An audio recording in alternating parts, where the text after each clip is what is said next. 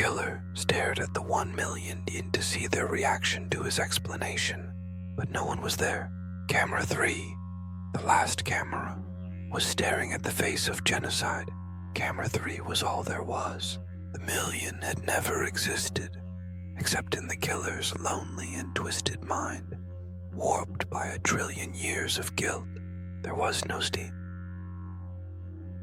no stadium.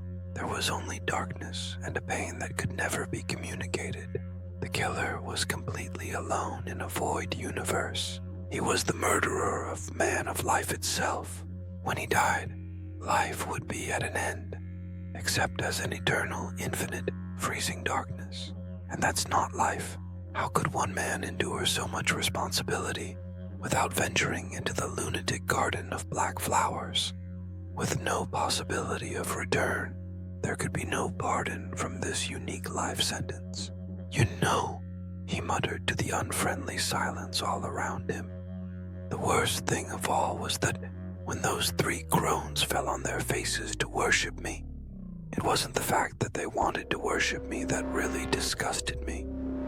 It was the fact that I wanted to be worshipped. Oh yes, never have I wanted anything more. My body trembled at the very contemplation of it. The real truth, the truth I can only now confront, is that the only abnormal thing about me is the intensity of my normal desires. Abnormality is the purest normality. I slew the 3 women, not because they disgusted me, but because I disgusted myself. It was that final admission that pushed him into irredeemable madness. But this was no fatal madness. No, this was something very different. This was a madness such as the universe had seen only once before. This was the madness of life.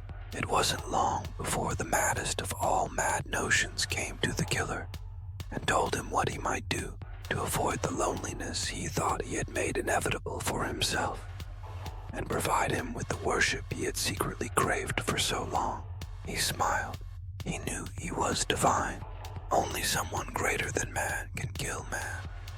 Only the killer can become the resurrector. He took 1 step forward and exclaimed in a voice of unsurpassable vanity and lunacy, "Let there be light." And there was light.